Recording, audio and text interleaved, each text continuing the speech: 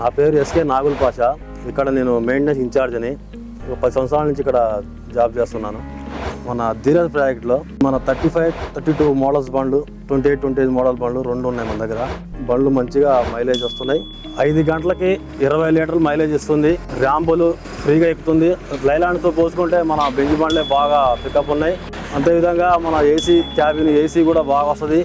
Comfortable cabin, spare parts కూడా అవైలబుల్గా ఉన్నాయి.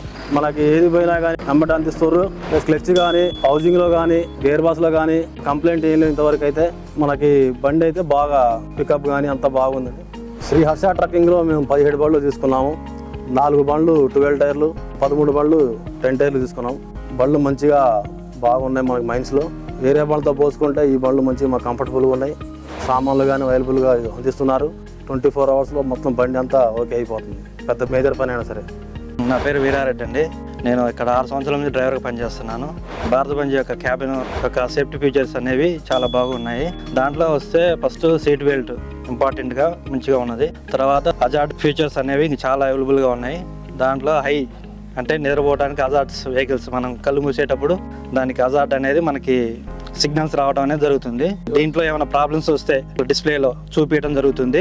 దాని గురించి దాంతో పోల్చుకుంటే మనం రెక్టిఫై చేసే సంబంధిత మెకానిక్ కానీ ఎవరికైనా ఇన్ఫార్మ్ చేయడం జరుగుతుంది. ఇంకా వచ్చేసి రివర్స్ కెమెరా, రివర్స్ హార్న్ ఇవన్నీ బాగానే ఉన్నాయి. ఈ డ్రైవర్ కంఫర్టబుల్గా ఉన్నది భారత బెంజ్ అనేది. ఇది ర్యాంపులలో కూడా మంచిగా కంఫర్టబుల్గా ఎక్కుతున్నాయి. మనం గేర్తో గేర్ వేసుకుంటే బాగానే మూవ్ అవుతున్నాం ముందలకి. బాగానే అంతా కంఫర్టబుల్గా ఉంది భారత బెంజ్ అనేది.